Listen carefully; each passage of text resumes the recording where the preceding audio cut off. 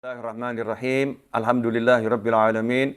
Allahumma shalli wa sallim ala sayidina Muhammadin miftahi babi rahmatillah adada ma fi ilmillah. Salatan wa salaman daimaini bidawami mulkillah wa ala alihi wa sahbihi. Assalamualaikum warahmatullahi wabarakatuh. Alhamdulillah kita bisa bergabung kembali, ya, duduk bersama dalam kajian Orang Bijak Berkata, ya, Orang Bijak Berkata. Pada episode yang lalu kita telah belajar tentang bagaimana nasihat Sayyidina Salman Al-Farisi radhiyallahu anhu tentang bagaimana seharusnya kita memanfaatkan usia kita, ya, tentang masalah waktu agar kita manfaatkan waktu kita sebaik mungkin. Kemudian pada episode ini kita akan belajar nasihat Sayyidina Hasan Al-Basri radhiyallahu anhu. Nasihat Sayyidina Hasan Al-Basri radhiyallahu anhu. Judulnya adalah Teliti Aibmu Sendiri. Ini nasihat ini saya ambil dari buku yang ditulis oleh Habib Abdullah bin Alwi Al-Haddad, yaitu kitab Ad-Da'watut Tamah, yang ada pada halaman 226 sampai 227, di mana Sayyidina Hasan Al-Basri radhiyallahu anhu berkata, engkau tidak akan memperoleh hakikat iman selama engkau mencela seseorang dengan sebuah aib yang ada pada dirimu sendiri. Perbaikilah aibmu, baru kemudian engkau perbaiki orang lain. Setiap kau perbaiki satu aibmu, maka akan tampak aib lain yang harus kau perbaiki. Akhirnya, kau sibuk memperbaiki dirimu sendiri, dan sesungguhnya hamba yang paling dicinta Allah adalah dia yang sibuk memperbaiki dirinya sendiri. Sepanjang sejarah kehidupan manusia, tidak ada hari seperti hari kiamat. Hari di mana aib terbuka dan mata menangis. Semoga Allah melindungi kita semua dari terbukanya aib. Amin. Allahumma amin. Nah, ini nasihat yang luar biasa. Cara mengelola waktu juga ini, ya. Manfaatkan waktu sebaik mungkin. Kita ini seringkali lupa ketika lihat ada orang berbuat jelek, berbuat buruk, langsung kita mencelanya. Orang kok seperti itu? Manusia kok seperti itu? Mencela dalam tanda kutip, ya, merendahkan, menghinakan. Di hati ada rasa merendahkan. Ini adalah kesombongan yang luar biasa. Kalau kita menasihati, itu perintah, amar ma'ruf nahi mungkar. Orang itu harus saling menasihati, ya, saling mengingatkan, betul. Tapi hati tidak boleh ada rasa menjelekkan atau merendahkan. Bahkan kalau sampai tampak di fisik, ya, dengan mata yang memicing, mata yang menghinakan, seperti itu. Nah, ini pandangan yang sangat buruk, ya, pandangan yang sangat buruk dan dicela oleh Allah Subhanahu wa Ta'ala. Seharusnya kita itu kalau lihat ada orang berbuat buruk, nomor satu yang harus kita lakukan adalah meneliti apakah kita punya aib yang sama, punya keburukan yang sama. Kalau punya keburukan yang sama, perbaiki diri kita sendiri saat itu juga. Astagfirullah, saya masih seperti itu, ya. Itu saya gambarannya saya seperti dia ternyata, ya. Astagfirullah. Setelah itu baru ngasih nasihat orang, ya, ngasih nasihat dengan hati yang sadar betul. Saya punya aib yang sama dia.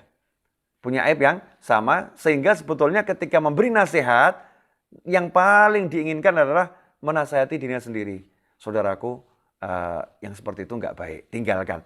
Tapi ngomongnya ke diri sendiri. Sehingga orang yang mendengar pun hatinya akan menerima. Ya, hatinya akan menerima dan hatinya tidak akan menolak. Meskipun fisiknya masih nolak kali, fisiknya masih tidak mau terima, tapi hatinya menerima nasihat tersebut. Sebab apa yang datang dari hati akan sampai ke dalam hati. Tapi yang muncul dari lisan akan lewat ke telinga, bahkan nggak sempat keluar ke telinga yang lain, mungkin muncul ke hidung, ya. Nggak sempat tembus, nggak sempat, tapi keluarnya ke hidung. Ikhwani rahimakumullah. Saat kita meliti aib kita, kemudian kita akan lihat aib yang lain. Satu kita perbaiki, akan kita lihat aib kita yang lain. Sehingga 24 jam hidup kita akan sibuk meneliti aib kita sendiri. Gak sempat cari-cari aib orang lain. Nah, ini yang kadang ini kita ini kurang kerjaan, ya. Pengangguran kita ini banyak waktu sehingga hidup kita cari aib orang lain. Neliti-neliti aib orang lain. Cari-cari kesalahan orang lain. Bahkan orang udah jelas kelihatan baik loh, gak kelihatan jelek. Kelihatan baik, orang sholat pun kita teliti aibnya kok. Ya, orang ibadah, orang sedekah, orang cari ilmu, ya, orang berdakwah, orang berbuat baik itu masih dicari aibnya. Karena dia begini, dia itu begitu sok, dan seterusnya. Kita cari 1000 aib untuk kebaikan orang lain. Naudzubillah min dzalik. Ini sesuatu yang sangat buruk. Seharusnya kalau ada orang berbuat baik, kita apresiasi, kita syukuri, dan kita cek kita punya kebaikan yang sama atau tidak. Kalau kita nggak punya, maka jadikan itu contoh. Tapi kalau kita punya, kita syukuri. Kalau kita lihat keburukan orang lain, langsung cek kita punya keburukan yang sama atau tidak. Kalau punya keburukan yang sama, langsung istighfar. Nah, meliti aib ini jadikan kebiasaan. Bahkan Nabi SAW sekali duduk istighfar 70 kali atau 100 kali. 70 sampai 100 kali. Allahumma sholli alaihi. Padahal beliau nggak punya kesalahan.